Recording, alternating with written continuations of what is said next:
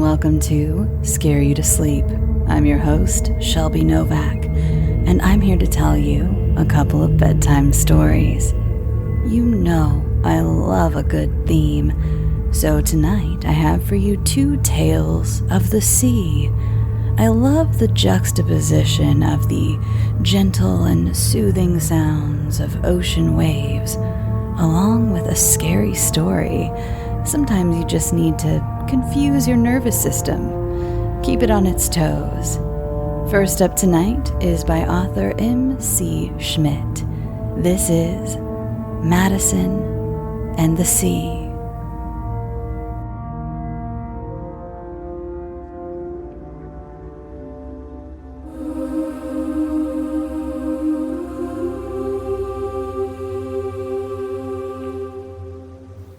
Madison's sister lives far away. At night, when it's quiet, she can hear the ocean. Madison doesn't exactly know these things to be true, because no one admits that she has a sister. Still, it's more than just a feeling or a suspicion. It's like when there's an animal in the walls.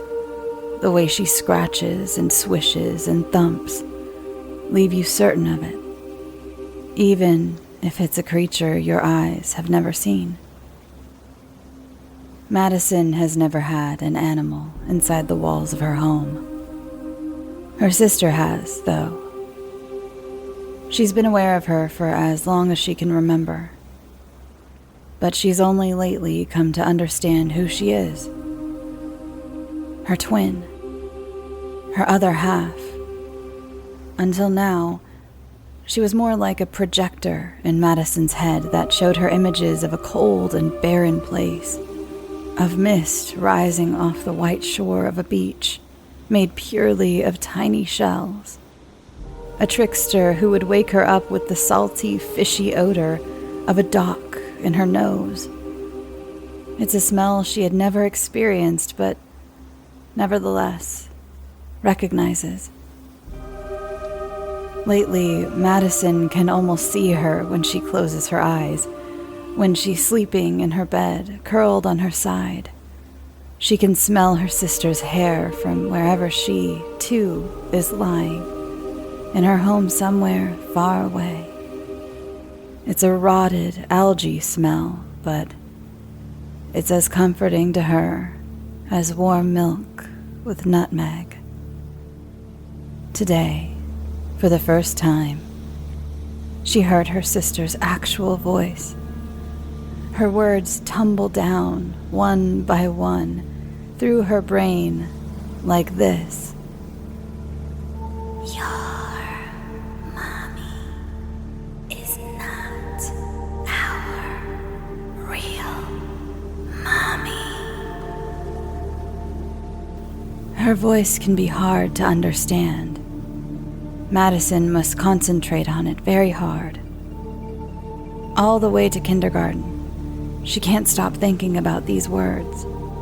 Until now, she's thought of her mommy as mommy and her daddy as daddy. She realizes, though, that her sister is right. This isn't her real mommy, only a woman. The woman's husband is only a man. She wants to ask her sister where their real mommy is, if her sister is with her. She doesn't know how to talk back to the voice, though. Madison has always known that she was adopted. You weren't born from my belly, honey, but from the love in our hearts, and that makes you extra special. They have made her understand that she has a whole culture that doesn't belong to them, only to her. And they've bought her books of folk tales that are full of kids with faces like her own. She finds it strange, then, that they haven't told her about her sister. "What are you thinking about, Maddie B?" the woman asks. Madison looks to see her eyes watching her in the rearview mirror. "My sister?" she says. She hasn't mentioned her before. "You're," the woman says, her eyes crinkling for only a second before she forces them to look friendly again. "Sister? You mean my sister, Aunt Julie?" "No," she says coldly. "Mine." She turns her face away and looks out her window.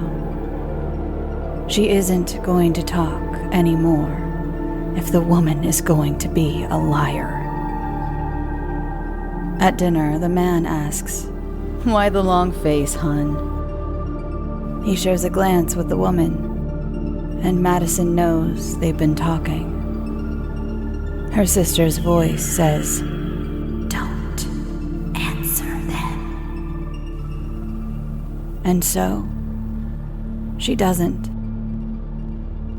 The man and woman both look at her, concerned. "Is it because of that documentary we watched?" the woman asks, her voice full of sugar. "That show on PBS about the sisters who were adopted by two different families across the whole world from each other? Do you understand that just because that terrible thing happened to them doesn't mean it happened to you?" "Did that show make you sad, Bee?" says the man. "Do you want to talk about it?"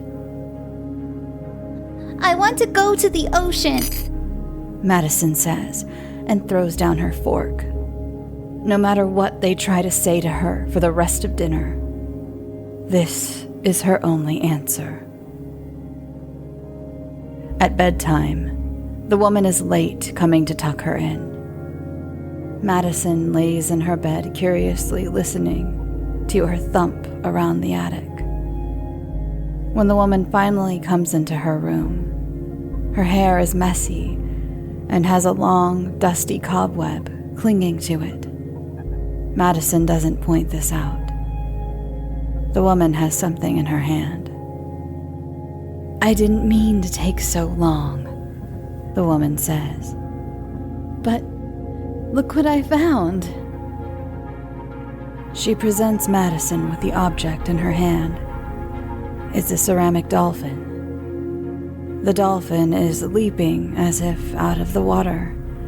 The ceramic water is sparkly and blue and allows the dolphin to stand upright when the woman sets it on her bedside table. "This was mine when I was a little girl. I remembered how much I used to love it tonight when you talked about going to the ocean." She sits down on the bed. "It's winter, you know. It's too cold to go to the ocean now. We can talk about going in the summer, though, when it's warm and sunny and Daddy has some time off work. Would that make you feel better?" Madison talks to the dolphin rather than to the woman. "I want to go to the ocean to see my sister." The woman stays in her room for a long time, talking about feelings and responsibilities and imagination and how we sometimes can't have all the things we want. Madison pretends to fall asleep. After the woman turns off the light and leaves her room, her sister's voice says, "There are no dolphins here. Only ice." Madison reaches in the dark and pushes the dolphin onto the floor. In the morning, she gets out of bed and hides the pieces in the pocket of her coat, which is hanging on a plastic hook on her door. When she comes downstairs, the woman is sitting at the table, talking to someone on the phone. She doesn't realize that Madison is behind her. "But you're sure there were no other survivors?" the woman is saying. "No siblings? The reason I ask is, and I know this sounds crazy, but she's begun talking about having a sister She laughs to show just how crazy she feels saying it. And I was just thinking, I mean, twins can be unusual, right? They can have a connection, so if she's right and her sister survived... No, I see. Yes, I just thought it would be worth calling to confirm. Thank you for talking to me. You too. She puts her phone on the table, and only then notices that Madison has been listening. The woman jumps up and runs to her, then crouches and hugs her tight. The woman is crying. She pets Madison's hair and tries to squeeze her tighter, but her little pink coat is too plushy for her to get close. She's saying, "Baby, baby, baby." Madison says nothing. On the way to school, her sister shows her angry pictures of a long, skinny boat at night, packed with too many people. The boat is sinking, and the people are hurting each other in fear and panic. Some people have fallen over the side and are floating face down in the water. A woman is standing, trying to keep her baby safe. It's hard for her to stand with the way the boat is rocking. There's mist on the water. It smells like salt and fish. There's a heaviness in Madison's chest as she watches it.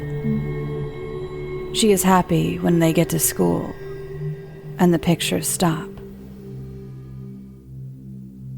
The woman feels bad about earlier with the phone. Madison knows this because when the man brings her home from school, he tells her not to go upstairs yet. "Let's go to the dining room, champ, and talk to your mom for a minute." The man is all smiles, and so is the woman when they walk in together to see her. "How was school, baby?" she asks.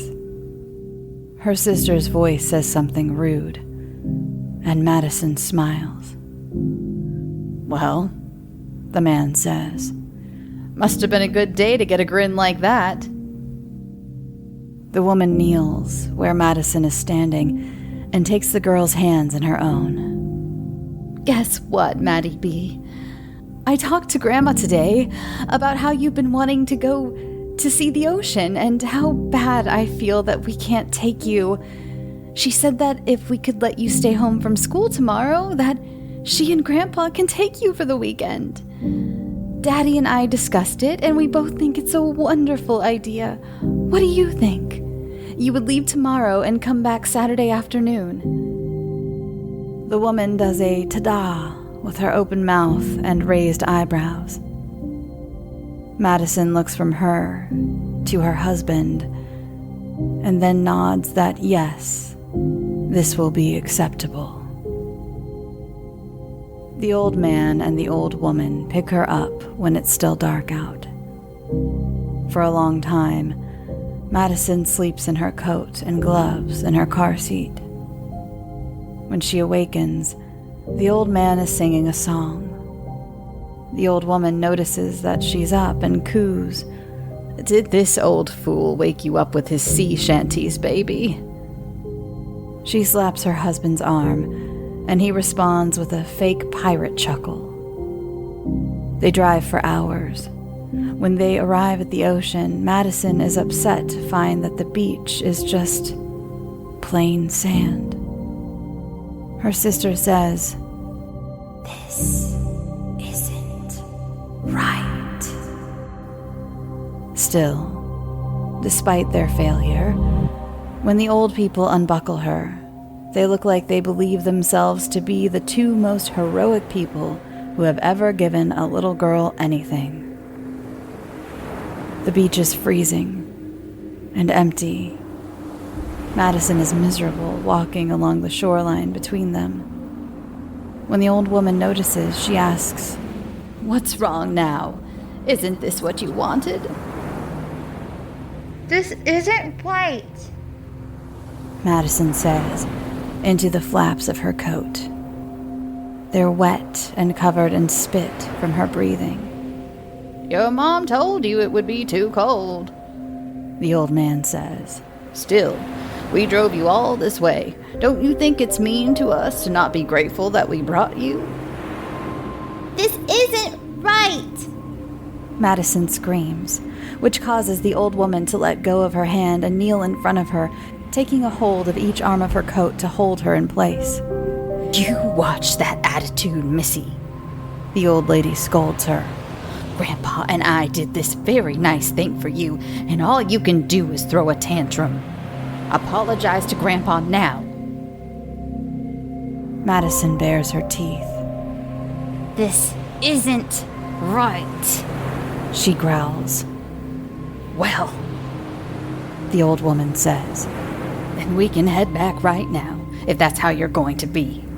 Grandpa, take her back to the truck. I'm going to use the facilities, and I'll be right there."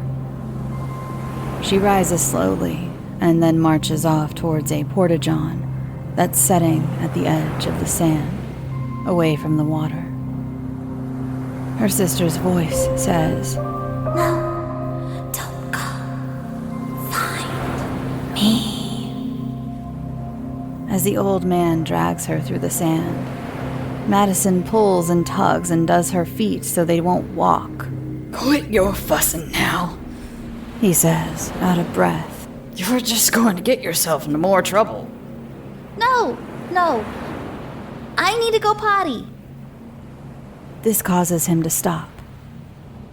He eyes her like he thinks he might uncover her lie from only her face. "Do you really?" Madison nods. She's crying now, and her cold tears are causing her to shiver. "Fine," he sighs. "Go see your grandma. I'll wait for you here." Madison darts off in the direction of the porta-john. A strong wind blows off the sea. She lowers her head against it and tucks her hands into her coat pockets. The door to the porta-john opens just as she arrives in front of it. "Maddie," the old woman cries. "where's your grandfather?" Madison doesn't stop running when she gets to the door. She plows ahead and collides with the old woman, who loses her balance and falls backward on top of the hole where she's done her business. Her sister's voice says, Pocket. Madison pulls her hands out of her coat pockets, each one holding sharp slivers of the ceramic dolphin. Another strong wind blows the porta-john door closed behind her, shutting them in. When she finally comes out, she's warm in her coat and drenched in sweat. She has returned her hands to her coat pockets to hide how messy they've become. "Where's Grandma?" The old man asks when he sees her. "She fall in?" He smiles like they're friends again. "She's sick. Madison says. She said she wants you to get her pills. They're in the truck." Sick. His face is concerned, and he starts towards the porta-john. "No, she needs her pills. She said to make sure you brought her pills." "What? Which pills?" The old man yells. "What pills does she mean?" "She says they're in the door. She left the one she needs in the door of the truck." "Okay," he says, flustered. let's go find him." "I'm going to go back in case she needs me." His face says he doesn't know what to do. He shouldn't let her stay on her own, but maybe the old woman really might need her help. "Okay, go to the John and wait for me. Don't walk away from that John, though, Maddie.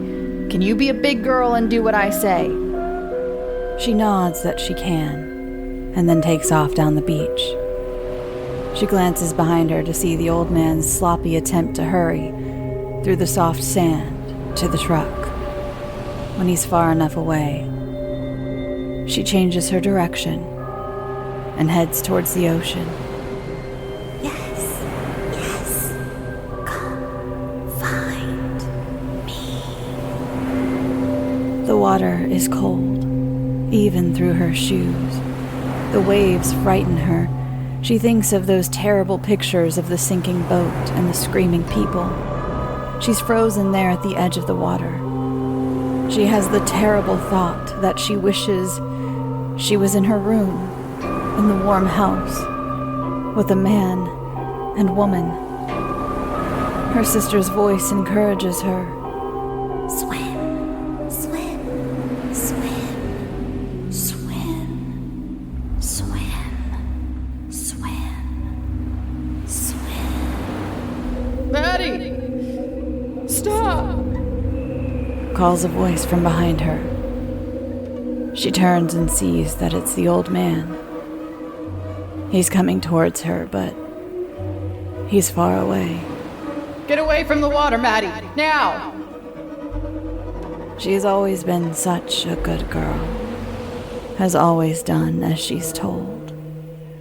As her sister continues to call for her, she remembers that this is not her grandpa. He's just an old man, and she doesn't have to listen to him. Family, though, is family. Madison turns away from him and looks out across the misty water. And then she holds her breath and takes a step forward into the sea.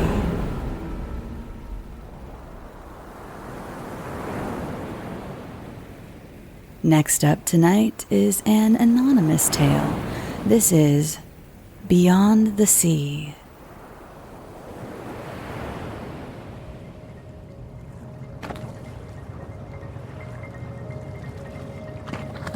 It was our anniversary yesterday. We've been married for 20 years now. A lot of couples would have had a fancy dinner to mark the occasion, or maybe pop the cork off a bottle of champagne to celebrate. But those people aren't us.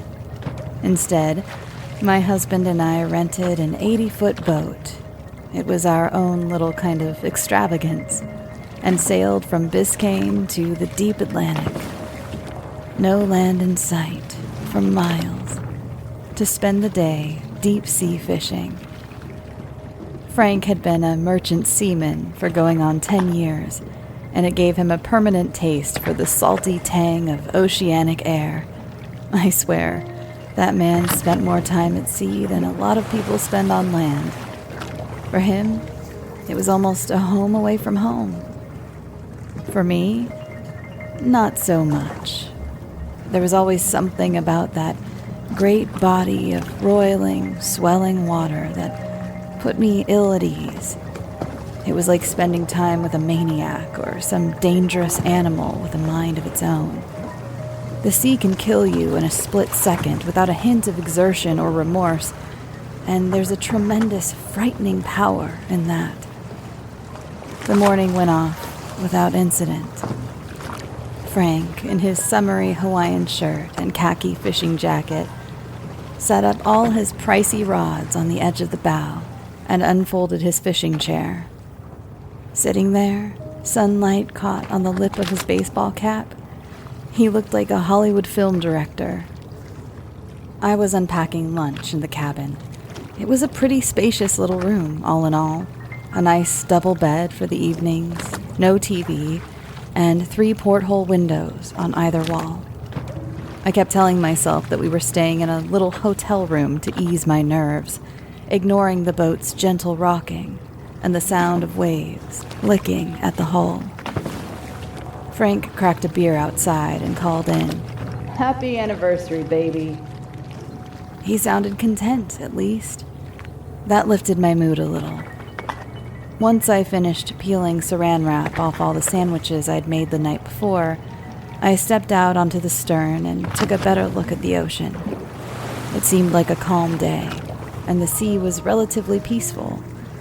What struck me was strange, though, was that there weren't any seagulls hovering ahead, nor were there any behind us in the distance. I'd always hated the feathered rats, sure, but the sea felt too quiet without them. There was nothing to distract me from the hiss of waves breaking on the sturdy metal of the boat. However, in the silence, I caught a familiar tune coming from my husband's radio.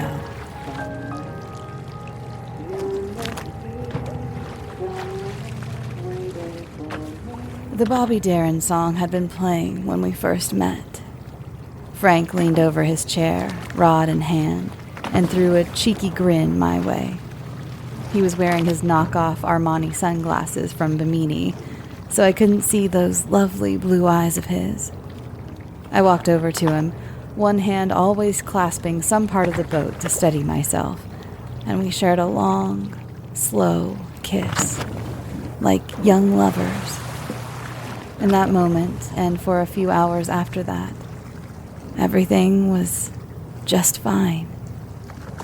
Later that night, when the dark was setting in, the air felt a lot heavier than before, almost like the salt was condensing in it.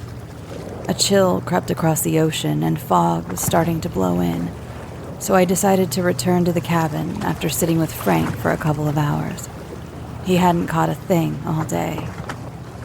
"Get me another beer, would you, honey?" He called to me as I left, dejection clearly weighing on his voice. I looked off the stern once more before heading into the cabin. The sea looked different at night. Not blue, but black, like shimmering tar or blood in the moonlight. My skin went cold at the thought of it. In the hushed darkness, every wave felt like it was reaching for me. But, eager to cheer Frank up after such slim pickings, I popped another beer from the six-pack and went back out to give it to him. But he wasn't there. No, not at his seat or anywhere else. The breath left my body as I scrambled to look over the edges. Frank had always been a strong swimmer, and I knew he had more sense than to just jump in. It felt awful. It felt impossible. I checked every inch of that boat, inside the cabin and out. There were no lights in the distant darkness, so he couldn't have gotten onto another boat. His rods were undisturbed. I never even heard a splash. In those moments, all I could do was panic. My husband of 20 years was gone without a trace, vanished completely, not a speck of blood, not a drop of water, not a single thing was out of place. An empty beer can stood at attention beside his chair. My husband's disappearance, or abduction, hadn't disturbed it one bit. Frank was gone. After taking a second to stop hyperventilating, I realized that there'd be no hope of getting back to land without him. At least not at night. We'd been on smaller boats together before, and Frank had shown me the basics, but to make a boat move an inch is one thing. To sail it from the middle of the ocean to a serviceable port at night is a totally different situation. There was no phone service, barely any internet, and I couldn't say with any kind of certainty where I even was. It had become a living nightmare, or at least I thought it had, at the time. I retreated to the cabin and locked the door behind me. I couldn't sleep. Hell, I could barely even breathe. But I had to wait for him or morning, whatever came first. I stayed like that, staring at shards of moonlight through the portholes for a few more hours. Suddenly, the boat seemed to tip almost sideways, and my mind flooded with horrible thoughts of capsizing, but we leveled out with a thud. Something had crawled onto the deck. Something big. My body tensed up, folding up in fear like human origami. I could hear heavy footsteps through the thin walls of the cabin, moving up towards the bow. The moonlight shards were broken by something walking in front of the portholes outside. I caught an inch of khaki fabric as it passed. Frank. I darted up from the bed and unlocked the cabin door, bursting onto the deck.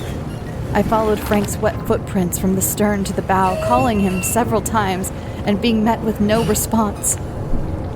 Until I saw him, staring off into the sea, at the very tip of the boat. I could only see him from behind. My footsteps slowed as I got closer to him. Something was wrong. I could feel some inkling of ineffable dread tugging at me, telling me to run. Frank wasn't just soaked. He looked truly ragged, like he'd been gone for weeks. Tufts of hair were missing from the back of his head from what I could see. The baseball cap and the ugly knockoff shades were gone too. His whole body looked turgid with water, like a corpse that had been dredged from the sea. Are you okay? I said, speaking no louder than a whisper. He was humming. It was the unmistakable tune of Beyond the Sea again. The skin of his hands seemed pale, almost waxy, like the light didn't agree with them. The tips of his fingers looked ragged and fleshy. They were dripping with something dark. I had to choke back the urge to vomit when I realized something had torn off his fingernails. Frank didn't seem to mind. They took me. Frank suddenly hissed, in a voice barely his own. It felt garbled, drowned, like he was speaking from underwater. They showed me such wondrous things. He was clutching his old fishing knife in his trembling, wet hand. The blade looked worn, dull, and stained with blood. It wasn't old blood either. It dripped in generous globs from the cold metal onto the deck. Frank, I need you to calm down, I told him. His breathing felt like the roiling ocean, like a snake uncurling its belly. I think you fell off the boat. Maybe you're a little shocked. Just come to bed. It'll all be fine. I didn't fall. He said in his drowned voice. They took me. They showed me. They showed me their world. Their world? I asked, frightened. I was starting to cry. The deep. I'd always heard that we know more about space than we did about the deep ocean. But that still didn't count to Frank's ramblings. Please. Honey, you're scaring me. This needs to stop. Shut up, woman. Frank barked. It wasn't like him to be short like that. Let me show you the things. They showed me sweetness. Frank said, as he began to turn. They need witnesses to their glorious kingdom. Let me take you to the deep with me, darling. When I saw Frank's face, I screamed. You could have probably heard it all the way back to Biscayne. First, Frank said, lifting up the knife. I'm going to need your eyes. Frank's eye sockets were bleeding craters now, as though the eyes had just been plucked out. Black blood ran in rivulets down his scarred cheeks. His mouth dangled open as though his jaw had been snapped. Now, full of black blood where his tongue had been torn out from its root. His face was like a violent, ugly cartoon. Come with me, dear. Frank said. His slack jaw never moved when he talked. But then again, It didn't seem as though his voice came from his mouth at all. That monstrous, cursed voice seemed to bleed like black blood from every pore. With that, I felt a surge of adrenaline and darted towards the cabin, while the thing that was once my husband, now this huge hulking gorilla of a man with his wide mouth and eyeless stare, lumbered quickly behind me. The boat trembled under his heavy footsteps as I bolted into the cabin and slammed the door behind me, locking it frantically as he approached. I collapsed onto the ground after that, aching and sobbing in fear while his big, meaty fists hammered on the door outside. Come with me, darling, to their world.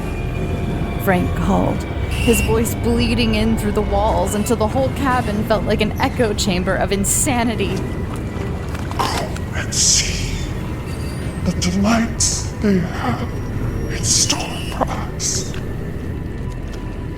He was going to do to me what they had done to him. I saw the torture on his face and hands and skin. His body looked like a portrait of agony. I knew that the thing out there was not my husband. It couldn't be. It may have been wearing Frank's clothes. It might even have been wearing Frank. But that was not Frank. Frank would have known instantly that his key to the cabin door was in the breast pocket of his jacket. And it's only a matter of time until whatever is wearing Frank figures that out too.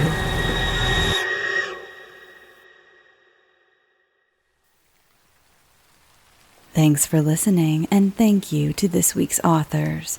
You absolutely noticed in that last story that I had to improvise a bit to avoid any copyright strikes and decided to step in as a very, very poor man's Bobby Darin.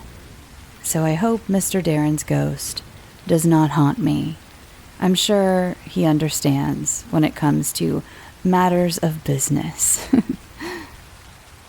If you'd like to follow the show on social media, you can follow it at Scare You to Sleep on Twitter, Instagram, and Facebook.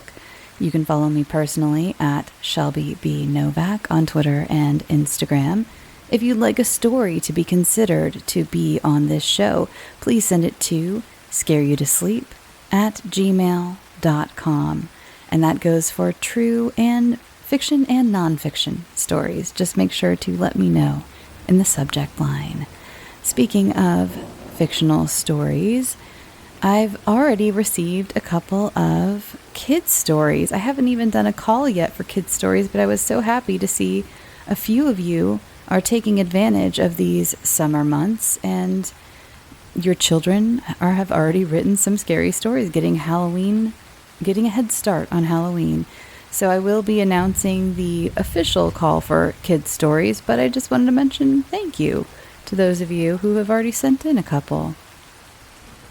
I also wanted to mention that finally, the entirety of Mary Shelley's Frankenstein is finally available on Patreon. So if you'd like to listen to the entire book read by me, then join Patreon for $3 and up. By the way, I wanted to mention I do have a free tier on Patreon right now, and there isn't much available because I haven't figured out exactly what to do with it, but there is a poll right now available to all members, including my free members, and you can vote on what the next novel, classic Gothic novel I read will be. My options are The Strange Case of Dr. Jekyll and Mr. Hyde, Carmilla, and A Portrait of Dorian Gray. And currently Dorian Gray is winning, which is interesting. I've actually never read Dorian Gray, so I'm pretty interested to read that. I really thought Jekyll and Hyde would be like leagues ahead winning wise. I even thought, why even put up a poll? I had no idea there would be so much interest in Dorian Gray. So that's really cool. I'm excited about that. But yes, you can go find all of Frankenstein on Patreon. The entire book is for $3 and up. in pieces. And if you want the entire book in one file, that is for patrons $10 and up. And it's about 9.5 hours long. So, you can always join for the $10 tier if you want that one. Listen to it, within the month. It's only 9.5 hours. And, lower your patronage if you'd like to. I get it. I understand. And again, for $1, you can get all of the regular episodes ad-free. $3 and up is where the bonus episodes come in. And I was thinking about maybe doing another bonus Frankenstein episode in just like a wrap-up, kind of talking about Frankenstein. But then that feels like it would be kind of a fun, maybe a little live event. But I don't know how that would work because so many of you haven't read it yet, or I wouldn't know how to do it. But I just want to talk about it. It did take me 5 years to get it all done. Yes, if you have been listening since the beginning, I told you it was an embarrassing amount of time. It took 5 years for me to get through that book. Again, this next book will not take that amount of time. I won't be getting divorced and putting the book into a storage unit for almost a year. All of the other things that happened in the world and life and things that had a lot of setbacks, including just I was a different person a few years ago. Again, see the previously mentioned divorce. But anyway, yeah, I could not believe it when I went to stitch together the big one, the big file with all of them. I could not believe that that's when I started, and I was embarrassed, and I am embarrassed, and I apologize. Again, this next one won't take that long, I promise. And it is an interesting listen because I think throughout that entirety, I have gone through 3 different microphones in that time. Yes, at least 3. It was my beginner mic, my Blue Yeti that I had in the very beginning. Then the one that when I was with Spotify. That was another reason I put it on pause too for over a year was Spotify. When I was with Spotify, if you have been around, I could not have Patreon during that time for contractual reasons. So I kind of couldn't. I remember feeling conflicted, like, how do I finish this? Do I finish it on the regular show, on the regular feed? And then I just kind of didn't get to it because I didn't know what to do with it. And then I kind of got the inkling that I was not going to be sticking around Spotify.